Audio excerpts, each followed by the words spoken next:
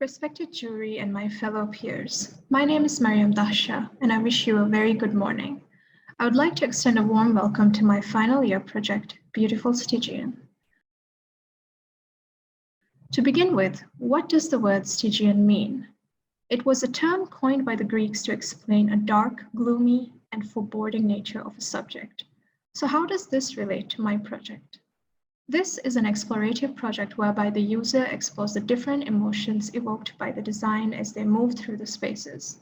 It aims to reduce the stigma around the site with a traumatic past and allow healing through trauma-informed design. It is to invite a new perspective and breathe life into previously stigmatized sites, such as the infamous Amityville Manor, which is the chosen site. This project started out with each student dabbling into their interest or hobby. I've often found myself being curious of the unknown, the paranormal life, and paranormality often begins with gruesome death. Located on 112 Ocean Avenue, Long Island, I chose this site as it is notoriously famous for its dark history. Let's take a look at the site's narrative. The 5,000 square foot residence sits on top of 10,900 square feet lot and features 4 bedrooms, 2 baths, a sitting room, a sunroom, basement, kitchen, and dining room. The house was built in 1924 and features Dutch colonial architecture, primarily characterized by its angular gable roofs. The house shot to fame when George and Kathy Lutz came out to the public and described their horrifying experience in the short time that they lived there. Their reason for the hauntings was that the house was built on an ancient Indian burial ground, that a Native American war chief possessed the previous owner, Ronald DeFeo, to commit 6 murders, all his family members, in the dead of the night. So in order to understand the history better, I set out to research this claim. What I learned was that this rumor, though not entirely true, stemmed from a somewhat relatable history. An internal rift between the Native American tribes over dominating the fur trade set off a war in which many Americans died. And this war happened to take place around the area where Amityville is currently located. Of course, now in pop culture, there are tens of interviews and multiple movies made based upon the Lutz's story. If they were truly haunted by ghosts, or it was purely psychological, is left for debate. This project was split into 2 halves, one in semester 6 and the rest of the work done in semester 7. In the first half, I began researching different phenomena, practices, and hypotheses surrounding the natural process of death. I came to the realization that a ghost is often not a lingering spirit that hasn't gone into the light. A ghost can be a daydream, a secret, a memory, or simply hope that they haven't lost someone they loved into the void of death. This can lead someone to dabble into things like conversing with spirit mediums, clairvoyance, and ghost hunting. It concludes that a major challenge for people to attain peace after loss is simply because they could not accept death. Therefore, I set out to create a space for people where they can find peace, solace, and most importantly, be in touch with nature and inevitable natural processes. 2 elements I strongly relied upon was biophilia and the passage of time. Shadows and its temporary nature reminds us that time doesn't stay still, it passes and brings about a new day, new life, and new opportunities. So my programming started out being based on light and shadow phenomenology mixed with biophilia. I built out 4 mini models where I explored the effect of light on different cuts and voids. We were tasked to tie in our programming with human sensorial experiences, and my project relies heavily on the sense of sight and smell. I tried to use the landscape surrounding the house to determine the direction of the voids. For example, with Callisto, the east side of the house is backed by a river, so voids could be made in this direction to allow sound waves of the water to reach the user inside. Amalthea mainly features play on touch by going from smooth material to rougher texture simply by changing the material used while maintaining as little visual contrast. While the model Oberon was simply created for its structural uniqueness, the model that came in most handy and featured widely is Hydra. Hydra initially featured repetitive modules with curved angles that can be used as a gardening module. Filled with sand at the base to maintain sturdiness, it comes with hooks to hang plants from and a horizontal flat surface to keep the plant pots. The senses impacted by this module are smell and taste, as I intended this module to support an herb garden. Since then, Hydra has evolved during the work of semester 7. So let's dive in. The second half of the project was where I actually determined the purpose of my whole project. Initially, it was mostly about familiarizing myself with the topic, but I had now finally found a mission statement: healing through trauma-informed design.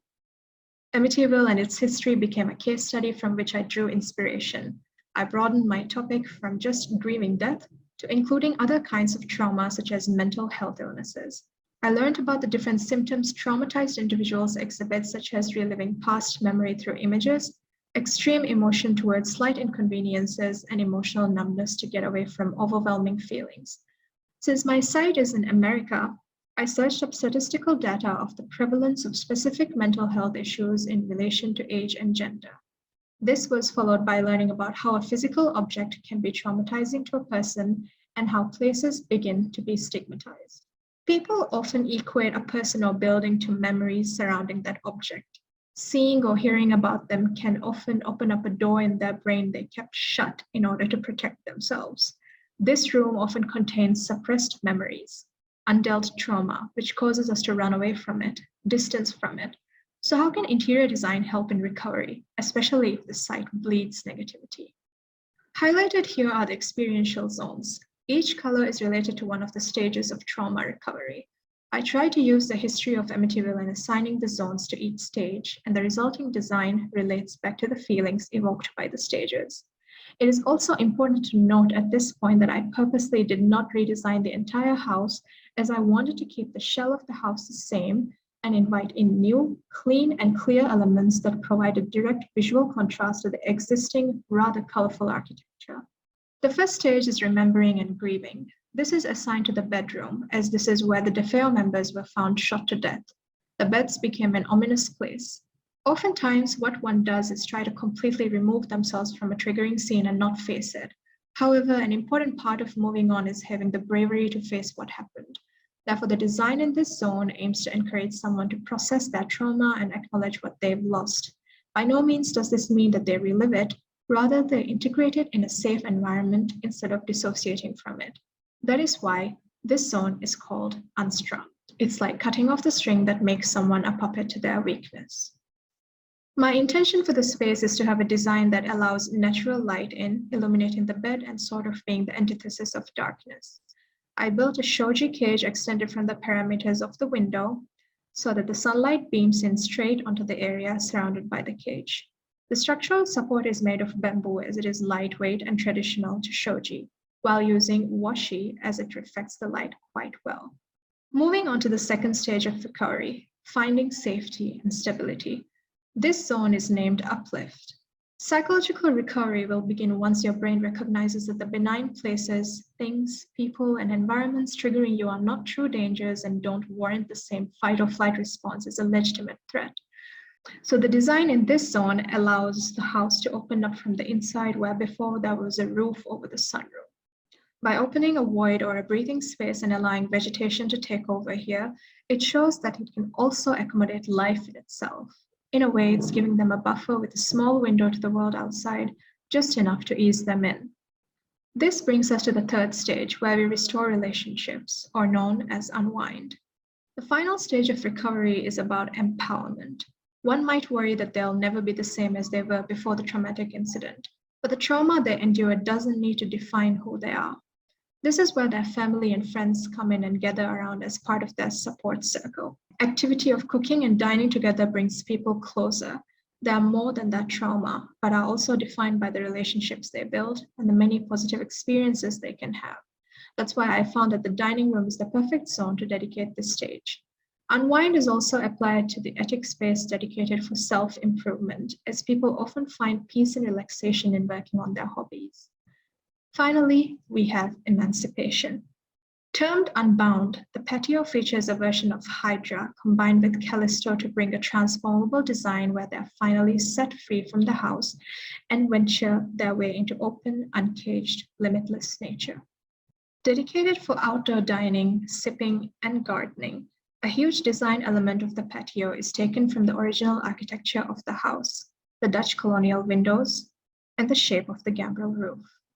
The hydra transforms into the shape of the original roof and provides structural integrity to the whole unit.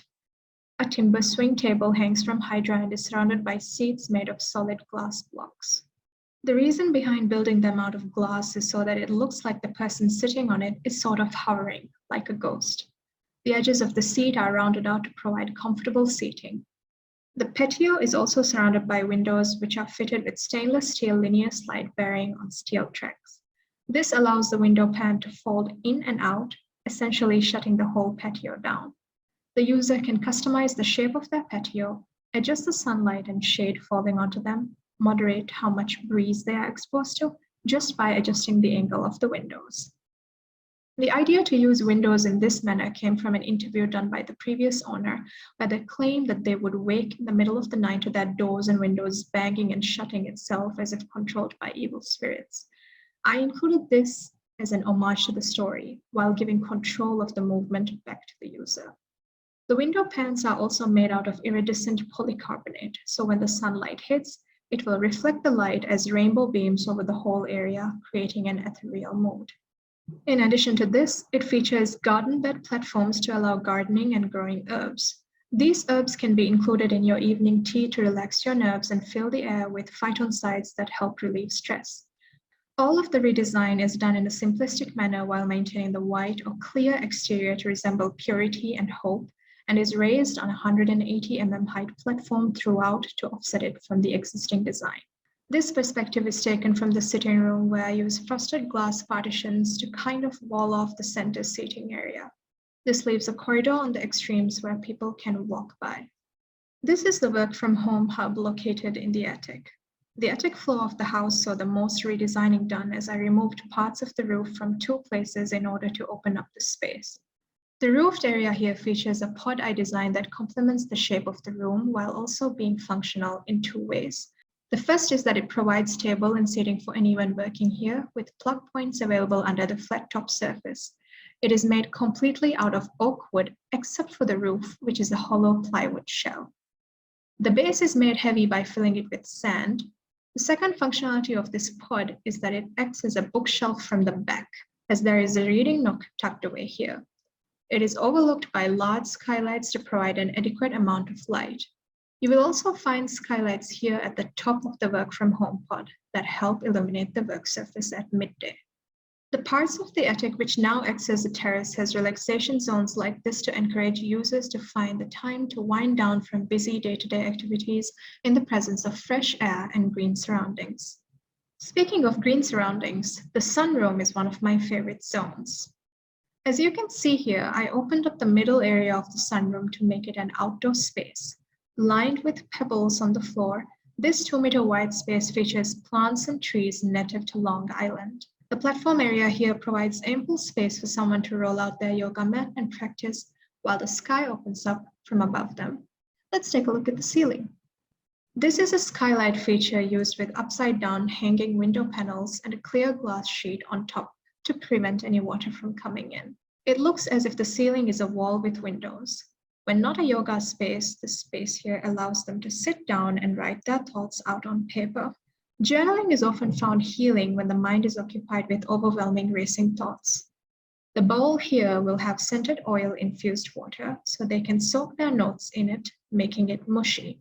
Dissolved paper mush is considered a great fertilizer, so they can simply then take their notes outside and fertilize the soil for the plants, essentially growing something beautiful out of a difficult or negative emotion. Thus is the Stygian made beautiful. In the end, this project turned from experimenting with shadows to then bringing in more light. The minute I found the purpose was when design started having a direction. At the face of it, it is a very simple and humble home.